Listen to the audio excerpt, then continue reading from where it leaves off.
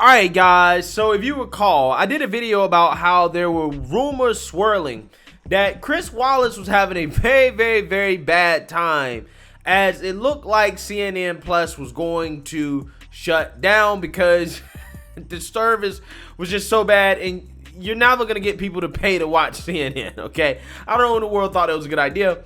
But apparently Chris Wallace was having daily breakdowns over the fact that CNN Plus was a failure because the guy left Fox News to join CNN Plus because he wanted to be an ethical journalist, right? And lo and behold, CNN Plus, in fact, is shutting down. And now people have to wonder, how is Chris Wallace handling it, right? Is he still having these daily breakdowns now knowing that CNN Plus is, in fact, going to shut down and that he might lose his job, he might get fired? Well, we have the answer to that question, or maybe we have the answer to that question, because the lame duck anchor is actually speaking out on the possibility that he's gonna lose his job. Okay, he might be fired and he's gonna be in an unemployment line looking for more work. So without further ado, let's go ahead and roll the clip of Chris Wallace discussing this. I am going to be fine. I mean, I'm in good shape, whether it's at CNN or someplace else. Frankly, what I'm mostly concerned about right now, and is my team and the hundreds of other people, because there were 300 people, I think, that had jobs at CNN Plus. Some of them had left CNN to go to streaming. Some of them had left other places, moved across the country. And so I think you're seeing a lot of the anchors at CNN Plus doing everything they can to protect the people that were working on their team and to make sure they either get a safe landing at CNN or someplace else. Yeah, so I don't know about you guys, but that does not sound like a guy that feels very secure about his job. Okay, as CNN is going to have to find a place for him.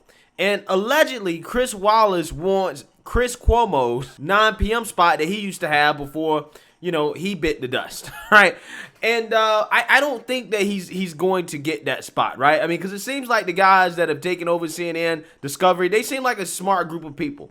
And I don't think they're going to make another stupid business decision like the one that, the former management made at CNN in regards to launching CNN Plus by putting Chris Wallace in the 9 p.m. primetime slot. I don't think that's a good move.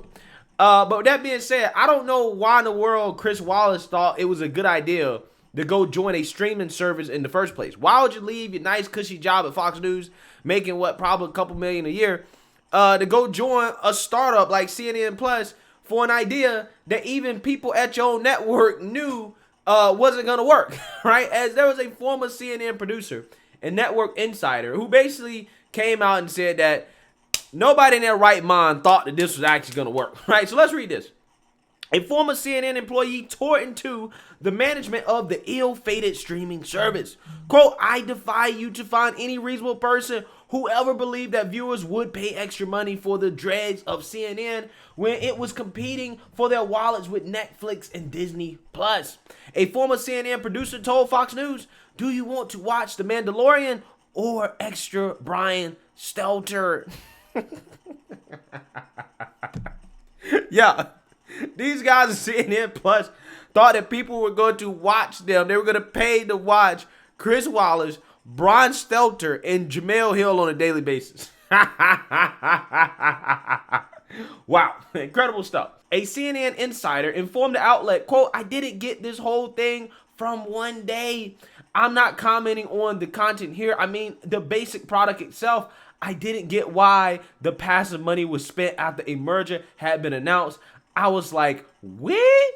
AT&T gave us the money. Let's burn it. I don't understand." Yeah, that's exactly what they did, right? They burned the money on fire. Okay, they could have donated it to charity. These are the same people that tell Elon Musk that he should have donated his $44 billion that he spent on Twitter to end world hunger. Well, CNN should have spent their 300 some million dollars, what was going to be $1 billion on CNN Plus. They should have gave that to charity or something. Another CNN insider told the New York Post that, quote, "The big people will likely be saved, but the producers and showrunners face 6 months of severance or nothing at all." So Who knows, man? Maybe Chris Wallace will keep his job. Maybe he won't, right? But what I do know is that there's one person at CNN that I can't figure out for the life of me why this guy still has a job. He has to have something on somebody. He got to have some dirt on somebody. And that somebody is Brian Stelter, who has been the butt of so many jokes. The guy is literally a laughing stock, okay? Even Joe Rogan took time to take some shots and to roast up Brian Stelter in the embarrassment that was CNN Plus. Take a look. If Jon Stewart thinks you're a piece of shit, I'm going to listen. Right. You know? But if Brian Stelter doesn't like you, that doesn't mean anything to me. One of my rules, I try and never be mean about people because of their appearances. But I don't know what... Everything about the guy is strange. Everything about Very strange. His pattern of communication is so strange. It's like, do you listen to other people? Yeah. They talk very differently than you. Yes, he has a Yeah. And also, Crystal Ball from Breaking Points was making fun of him the other day. She's like, why does he sit like this? Because you ever notice? He sits like this. Douglas Murray has a book out. It's called The War on the West, and it's terrible. The War on the West. Is that really what's going on? One of my favorite moments was him with Barry Weiss, where Barry Weiss, and he goes, how has the world gone crazy? Oh, yes. And yeah. she just rattles She was really off good, one after another after another. That's right. You write, there are tens of millions of Americans who aren't on the hard left or the hard right who feel the world has gone mad. So in what ways has the world gone mad? Yeah, when you say silence is violence, when actual violence is violence, the world has gone crazy. Yeah. The world's gone mad. And she just rattled all of these off. We're speaking on this day where CNN... Yeah, CNN minus Plus went under. CNN went minus. CNN just went under. They spent $300 million. They got 10,000 subscribers. Imagine the hubris of thinking that something that people don't want for free, that you're going to charge money for it. We're going to have a Jake Tapper book club. Jake Tapper seems like a great guy. But, I mean, I feel like I don't have to pay for his book club. I feel like you should put that on Twitter. It's a thing. Yeah. So, again, Joe Rogan is roasting up Brian Stelter and CNN Plus for failing, and rightfully so, because that is the same network that single-handedly tried to cancel the man, because they're jealous of the fact that Joe Rogan has the largest podcast in the world and that he's not a trained journalist. And Brian Stelter was a part of that, okay? He was a part of that smear campaign against Joe Rogan. And it seems like Joe Rogan is having the last laugh because allegedly during the mainstream liberal media's attempts, again, including CNN's, trying to cancel Joe Rogan actually gained 2 million subscribers, allegedly, according to him. You've been very quiet of late. We haven't heard anything of you. Really? I'm being sarcastic. Yeah, no, I mean, basically doing the same thing. You have been put through the ringer, Joe. Yeah, I definitely got put through the ringer. Since we last met, I mean, they did a number on you. They did. Wow. It's interesting. Wow. But my subscriptions went up massively. That's what's crazy. During the height of it all, I gained 2 million subscribers. Yeah, so guys, I want y'all to think about this. CNN, the same network that went after Joe Rogan for so-called misinformation about the pandemic and for saying the N-word, okay, in the context of repeating what somebody else said. The same thing Joe Biden has done, but they didn't go after Joe Biden for saying that for whatever reason. But that network, that same network, they could only get 10,000 viewers a day after spending $300 million on their streaming service, okay? And that same network, again, tried to cancel Joe Rogan.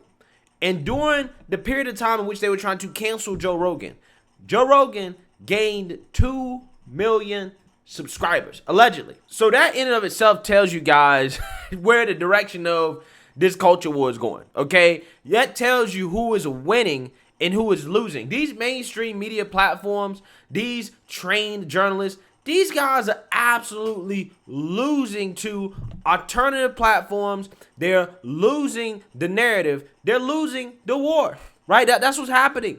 And it is a very fascinating sight to behold in real time. As, you know, I gotta feel like we're all a part of this, right? Because we have observed all this stuff happen over the past 2 or 3 years or so, in the sense that everything and everybody was going woke, right? Corporate America was going woke. The mainstream liberal media was going woke. Everything was going woke. Everything was going in the direction of the far left social progressive change, right? That's the direction that it was going in, okay? And what happened was it seemed like these people have kind of went too far, right? They went in the direction of trying to push things on children that parents don't necessarily like, any sane parent wouldn't like.